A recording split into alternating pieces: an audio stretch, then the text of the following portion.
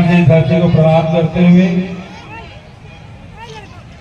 हमारे प्रदेश कांग्रेस कमेटी के पूर्व अध्यक्ष आदरणीय राजेश ठाकुर जी, साथ ही मंच में उपस्थित शंभूलाल यादव जी, झारखंड मुक्ति मोर्चा पूर्व जिला अध्यक्ष हजारीबाग अब्बास अंसारी जी, बीजूगढ़ प्रखंड के अध्यक्ष गुरु प्रसाद साहू जी, कपिल देव चौधरी जी, महेंद्र राम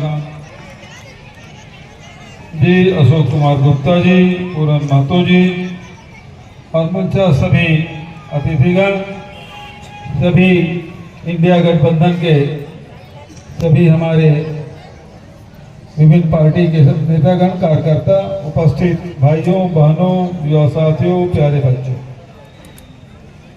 प्रथम चरण का चुनाव संपन्न हो चुका है। द्वितीय चरण 20 तारीख को होना है। आज 14 नवंबर है और 14 नवंबर हम सब नेहरू चाचा को याद करते हैं। देश के प्रथम प्रधानमंत्री भारत रत्न पंडित जवाहरलाल नेहरू की आज जयंती है, उसे हम सब नमन करते हैं, याद करते हैं, क्योंकि उन्होंने ही पंचवर्षीय योजनाएं शुरू की, बड़े बड़े बांध बनाए, बड़े बड़े उद्योग लगाए ताकि लोगों को रोजगार मिल सके, किसानों को पानी मिल सके, बिजली मिल सके। उन्होंने देश के नवनिर्माण किया। आधुनिक भारत के निर्माता के रूप में पंडित जवाहरलाल नेहरू की याद करते हैं। उन्हें भी याद करते हैं जिन लोगों ने देश की आजादी में काम आए। देश आजाद हुआ और संविधान सभा का निर्माण किया गया। संविधान सभा की अध्यक्षता बाबा साहब भीमराव अंबेडकर ने की और 26 जनवरी 1950 को संविधान लागू हुआ और हमारा देश गणतांत्रिक देश कहलाया। और उस संविधान ने हम सबको सुरक्षा दी। आज जो चुनाव हो रहे हैं उसी संविधान के तहत हो रहे हैं,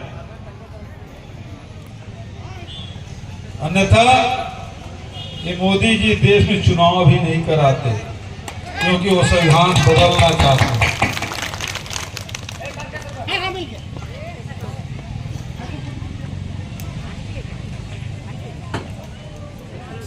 तो आज जो संविधान बाबा साहब अंबेडकर ने बनाया, जिसमें प्रत्येक व्यक्ति को वोट देने का अधिकार है, चाहे वो अमीर हो, गरीब हो, पढ़ा लिखा हो, अनपढ़ हो, महिला हो, पुरुष हो, जवान हो या वृद्ध हो, जो 18 साल हो गए हैं, वो सबको वोट देने का अधिकार और सबके वोट की कीमत एक। चाहे राजा हो या रंक हो, अमीर हो या फकीर हो, सबको यदि वोट देने का एक, उसका वोट की कीमत एक है, वो इस संविधान ने दिया है। और यही कारण है कि हमारा देश दुनिया का सबसे बड़ा लोकतांत्रिक देश कहलाता है। लेकिन भारतीय जनता पार्टी के लोग संविधान बदल देना चाहते हैं। इस संविधान में सबको बराबरी का अधिकार है, चाहे वो दलित हो, चाहे आदिवासी हो, चाहे अल्पसंख्यक हो, चाहे महिला हो, सबको बराबरी का अधिकार। लेकिन ये लोग छीन लेना चाहते हैं। ये वो लोग हैं जब संविधान लागू हुआ तो संविधान की प्रतियां उस दिन जलाई इन्होंने। वो नहीं चाहते गरीबों का अधिकार मिले, वो नहीं चाहते दलितों का अधिकार मिले, आदिवासी का अधिकार मिले, पिछड़े वर्ग का अधिकार मिले, अल्पसंख्यक को अधिकार मिले। इनका काम ही है उगलना और बांटना, समाज को बांटने का काम अपने स्वार्थ के लिए। वो कभी हिंदू मुसलमान करते हैं, कभी ईसाई और हिंदू करते हैं। ये वोट के खातिर अभी महाराष्ट्र में चुनाव चल रहा है, वहां मराठा गैर मराठा की बात कर रहे हैं। अभी हरियाणा में चुनाव हुआ, जाट और गैर जाट की बात कर रहे हैं। यहां आए तो घुसपैठिए की बात कर रहे हैं।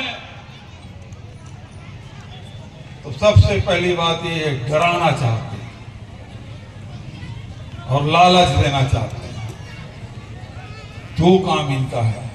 अभी ईडी आईडी घूम रही है, छापे पे छापे डाल रहे हैं, मुख्यमंत्रियों को जेल में भेजने का काम कर रहे हैं, डराने का काम, कार्यकर्ताओं को, व्यापारियों को, उद्योगपतियों को, सबको डराने का काम।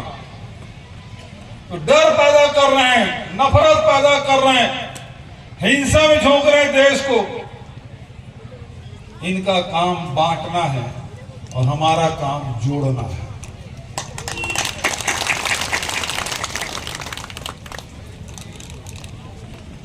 घुसपैठिया आए हैं, प्रधानमंत्री जी बोलते हैं, तो झारखंड की सीमा तो नहीं लगती, बांग्लादेश से पाकिस्तान से लगता है क्या? आसाम में उसकी सरकार है, हेमंत बिश्व शर्मा जी यहां घूम रहे हैं। घुसपैठिया आएंगे कहां से? वहीं से। झारखंड में आकर घुसपैठिया आए हैं, बताओ कितने आए हैं? छत्तीसगढ़ में चुनाव हुआ पिछले साल, यही प्रधानमंत्री जी, गृह मंत्री जी कहते थे यहां रोहिंग्या आए हैं, घुसपैठिया आए हैं। अब उनकी सरकार बन गई, मैं पूछता हूं उनसे, कितने रोहिंग्या आए, कितने घुसपैठिया आए? कोई जवाब नहीं। अभी झारखंड में चुनाव चल रहा है, यहां घुसपैठिया की बात कर रहे हैं। चुनाव समाप्त हो जाएगा, बात खत्म हो जाएगी। एक तरफ प्रधानमंत्री कहते हैं बहुत ताकतवर प्रधानमंत्री, और दूसरे तरफ घुसपैठिया नहीं रोक पा रहे, सीमा सुरक्षित नहीं हमारे। घुसपैठिए कैसे आ गए? आसाम से निकल के बिहार और झारखंड तक कैसे पहुंचे? ये बताएं प्रधानमंत्री जी, कितने आए हैं बताएं। तो आपके बीच में नफरत फैलाना चाहते हैं। तो आपसे मैं, वो अपने लिए बोल रहे हैं। पहले बोलते थे ना अच्छे दिन आएंगे, बोलते थे ना अच्छे दिन आए। तेल का भाव महंगा हो गया, डीजल पेट्रोल का भाव महंगा हो गया, खाने का सामान महंगा हो गया, सब तो महंगा हो गया। खेती किसानी कर रहे हैं, लागत दुगुनी हो गई, आय दुगुनी की बात करते थे। तो अच्छे दिन किसके आए? उनके आए। और हम लोग क्या समझ रहे थे हमारे आएंगे, और उस चक्कर में 2014 में उसकी सरकार बना दी। ऐसी हुआ ना, अच्छे उनके दिन आए हैं। अभी कह रहे एक रहेंगे सेफ रहेंगे, वो अपनी लिए कर रहे हैं। आप लोग एक रह के वोट डाल दो भाजपा को, और फिर इनकी कुर्सी सेफ हो जाएगी। आपको क्या मिला? ये 5 साल पहले मैं आया था और चुनाव में रघुवर दास जी मुख्यमंत्री थे।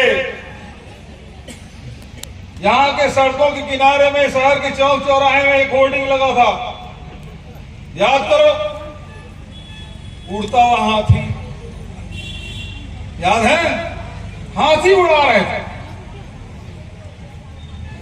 देखे है ना? हाथी कभी उड़ता है? लेकिन भाजपा वाले हाथी भी उड़ा दिए। ये वैसी है भाइयों बहनों, विदेश से काला धन लाऊंगा, सबके खाते में 15 लाख जमा करूंगा। ये उड़ता हाथी भी वैसी है। फिर 2 करोड़ लोगों को रोजगार दूंगा, ये उसी प्रकार की बात। महंगाई इतनी बढ़ी, घर चलाना दूभर हो गया। और हमारी इंडिया के बंधन की जहां सरकार है, किसानों के कर्ज माफ करते हैं तो कहते हैं रेवड़ी बांट रहे हैं। महिलाओं के मैया सम्मान योजना लागू करते हैं तो कहते हैं रेवड़ी बांट रहे हैं। यदि बिजली बिल सस्ती देते हैं तो कहते हैं रेवड़ी बांट रहे हैं। अनाज यदि हम आपको देते हैं तो कहते हैं रेवड़ी बांट रहे हैं। और ये बताए कि चंद उद्योगपति अपने साथियों के 16 लाख करोड़ रुपया माफ कर दिया, वो क्या है? ये रेवड़ी है, गरीबों को दे रहे हैं, किसानों को दे रहे हैं। वो क्या है? वो रबड़ी है, ये रेवड़ी है, वो खीर है। तो आज ये गरीबों को, केवल किसानों को, मजदूरों को, मतदाताओं को केवल बहकाने का काम, आपके भावनात्मक शोषण करने का काम कर रहे हैं। आपको इसके बरगलाने का काम नहीं आना है। हमारे इंडिया गठबंधन ने 7 गारंटी दी, 7 गारंटी हम पूरा करेंगे, आपके हितों की रक्षा करेंगे। और हिंदुस्तान में ये धरती संतों के है, महात्माओं के है, समाज सुधारकों की है, देश के लिए कुर्बान होने वालों की है। कल बिरसा मुंडा जी की जयंती है। धरती का आवक, धरती भगवान, जिन्होंने जल जंगल जमीन की बात कही, और ये आपके जल, आपके जमीन, आपके जंगल सबको लूट के एक आदमी सौंपने वाले हैं। इसको झारखंड को बचा लीजिए आप, नहीं तो पूरा झारखंड की संपत्ति इसके हाथ में सौंप दी जाएगी। समझ रहे ना? यदि हेमंत सोरेन को जेल भेजा गया वो इसलिए कि वो कोयला खदान और लोहा खदान उसको नहीं देना चाहते थे, नहीं देने दिया। इस काम से आरोप लगा रहे भ्रष्टाचार का। तो सुप्रीम कोर्ट ने जो आदेश दिया उसका क्या? ये इलेक्टोरल बॉन्ड है, वो उद्योगपतियों से डरा के, धमका के सारे पैसे ले लिए। उस पैसे से ये विधायक खरीद रहे हैं, सांसद खरीद रहे हैं, अब आपके वोट खरीदने के लिए आए हैं। ये प्रजातंत्र को तार तार करना चाहते हैं, संविधान को तो मानते नहीं। तो आपसे निवेदन है, ये प्रथम चरण के चुनाव हो गए हैं, द्वितीय चरण के चुनाव बचा है। उन्होंने मतदान कर लिया, जो रुझान है वो इंडिया गठबंधन की तरफ है। बचत काम आपको करना है। भाई एसपी पटेल लगातार आपकी सेवा में है, इसको जिताइए, इंडिया गठबंधन की सरकार बनाइए, और फिर जो 7 गारंटी है उसे लागू कराइए। आपका हित उसी में है, क्योंकि ये तो केवल झुंझुना पकड़ाने वाले हैं, केवल सपने दिखाते हैं, ये सपने के सौदागर हैं, झूठ बोलने में माहिर है। मैं आपसे यही कहना चाहता हूं कि इनके चक्कर में मत आइएगा। अपने जमीन, अपने जंगल, अपने जल को बचाइएगा, अपने परिवार के भविष्य को सुरक्षित करिएगा। और ये नफरत के बाजार खोलने वाले हैं, हमको मोहब्बत की दुकान खोलनी है, ये हम आपको कहना चाहते हैं। इन्हीं शब्दों के साथ जनसभा आयोजित की है और उसमें हमारे मुख्य अतिथि के तौर पे हम सबों के नेता, पूरे देश में जिनका डंका बजता है, वैसे हमारे छत्तीसगढ़ के पूर्व मुख्यमंत्री आदरणीय भूपेश बघेल जी, जो हमारे मंच पर यहाँ स्थानीय प्रखंड अध्यक्ष कांग्रेस, प्रखंड अध्यक्ष जामुमो, प्रखंड अध्यक्ष राजद और प्रखंड अध्यक्ष माले के साथ ही तमाम जो पार्टी के वरिष्ठ नेतागण हैं, हम सब आज यहाँ इकट्ठा हुए हैं अपने नेता, अपने भाई जयप्रकाश भाई पटेल को यहाँ से विजयी बनाने के लिए। आपके बीच विशेष करके हमारे पूर्व मुख्यमंत्री भूपेश पटेल जी आए हैं और निश्चित रूप से आप उनको सुनने आए हैं। हम ये कह सकते हैं कि जो हालात दिखाई दे रहे हैं, जो कल पहले फेज का इलेक्शन हुआ, उस इलेक्शन का का जो रुझान दिखाई देता है उससे हम ये कह सकते हैं कि हमारी सरकार दोबारा बनने जा रही है। 43 सीटों पर चुनाव हुआ है, उसमें हम 2/3 बहुमत से आगे दिखाई दे रहे हैं। वैसे में अब आप लोगों को जिम्मेदारी है कि 38 सीटों पर चुनाव होगा और जिसमें मांडू का एक अहम रोल है। मांडू का अहम रोल इसलिए कह रहा हूं कि मांडू के मेरे बहादुर साथी जयप्रकाश भाई पटेल ने जब ये देखा कि देश में एक आतंक का माहौल है, देश खतरनाक दौर से गुजर रहा है और हिंदू मुसलमान को सबकी निगाह से देख रहा है, मुसलमान सिख को सबकी निगाह से देख रहा है, सिख ईसाई को सबकी निगाह से देख रहा है, अगर आप पिछड़े को सबकी निगाह से देख रहा है, आदिवासी दलित को सबकी निगाह से देख रहा है, सच पूछो तो पूरा देश एक दूसरे को सबकी निगाह से देख रहा है। ऐसे में जयप्रकाश भाई पटेल ने निर्णय लिया कि हम कांग्रेस पार्टी ज्वाइन करेंगे और जो टेकलाल महतो जी के सपने हैं, जो उनका एक सूत्र में बांधने का मकसद था, सभी लोगों को उसको लेकर के आगे बढ़ेंगे। लोकसभा में जो हुआ वो हुआ, अब विधानसभा की बारी, मजबूती से लगना होगा। हम लोगों ने बराबर प्रयास किया, पिछले 10 वर्षों से लगातार प्रधानमंत्री जी से कहा कि हयात लेकर चलो, कायनात लेकर चलो, चलो तो जमाने को साथ करके चलो। लेकिन प्रधानमंत्री जीती है, उनको लगता है कि हम बांटेंगे तभी वोट काटेंगे। और अब आप देखिए क्या हालात बने हुए हैं। एक मुख्यमंत्री प्रधानमंत्री को सलाह दे रहा है कि बटोगे तो कटोगे। ये किसके लिए कहा जा रहा है? पति पत्नी के लिए, भाई भतीजे के लिए। और देखिए क्या फितरत है, जिनको देखता हूं परिवार में एक साथ नहीं रह रहे हैं, वही इस नारा को हवा दे रहे हैं। आप देखिएगा 2 भाई एक साथ नहीं रहते, लेकिन वो भी इस नारे को लिखने में कहीं पीछे नहीं है।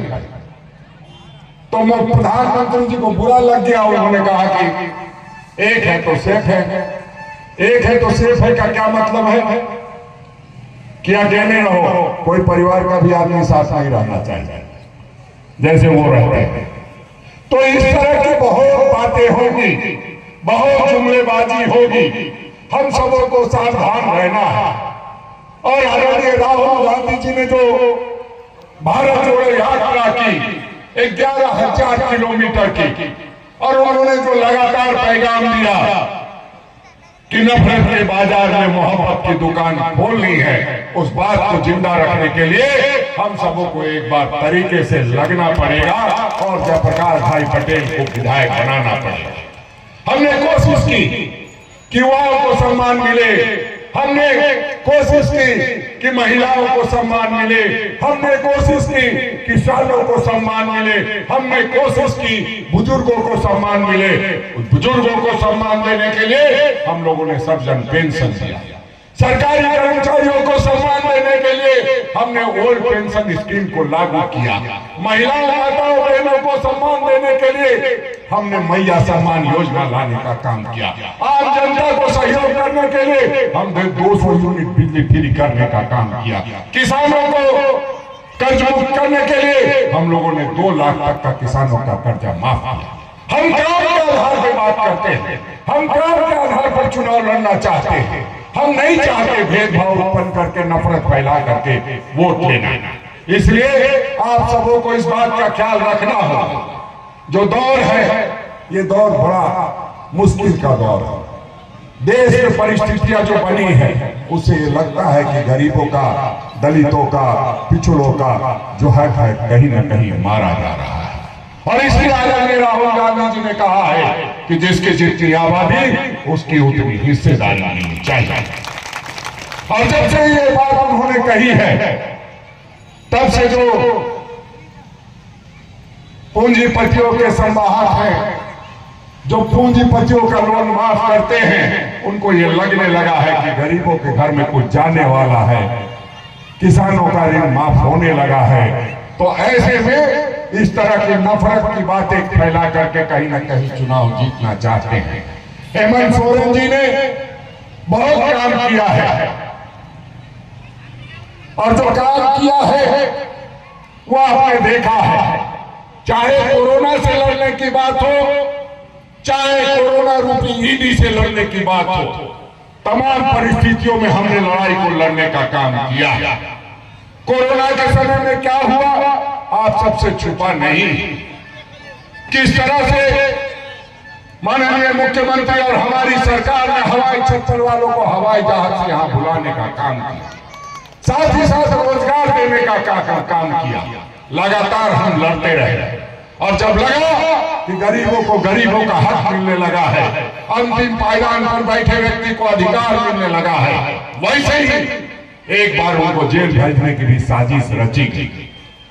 और जब 5 महीनों तक जेल रखने के बाद ईडी और तमाम लोगों को कुछ नहीं मिला तो अंततः कोर्ट को हस्तक्षेप करना पड़ा। हमने कोर्ट से गुहार लगाई और उन्होंने जमानत देने का काम किया और वो फिर से आज एक बार आपके बीच में हैं। इसलिए आप जानते हैं कि 5 वर्षों में 2.5 वर्षों तक उनको काम करने का मौका नहीं मिला है, इसलिए एक बार नया 5 वर्ष देना होगा।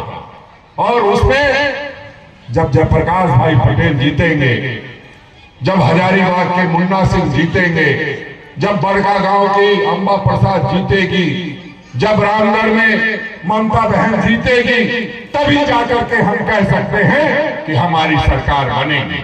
इसलिए आप लोग अपने अपने घरों से निकलिएगा। हम लोग कई बार देखते हैं कि एक वोट का महत्व लोग समझ नहीं पाते। मैं एक किस्सा सुना करके अपनी वाणी को विराम दूंगा। एक हमारे बहुत बड़े नेता हुआ करते थे राजस्थान में, उनके मुख्यमंत्री बनने की बारी थी, इसी तरह चुनाव का सिलसिला जारी था कि पत्नी नहीं गई थी तो बेटी भी नहीं गई थी और इसलिए वो एक वोट से हारे। तो एक वोट का महत्व है और वो मुख्यमंत्री बनते बनते रह गए। कांग्रेस के ही हमारे नेता था। इसलिए मैं आप सबों को ये बात कह रहा हूं कि एक बार जयप्रकाश भाई पटेल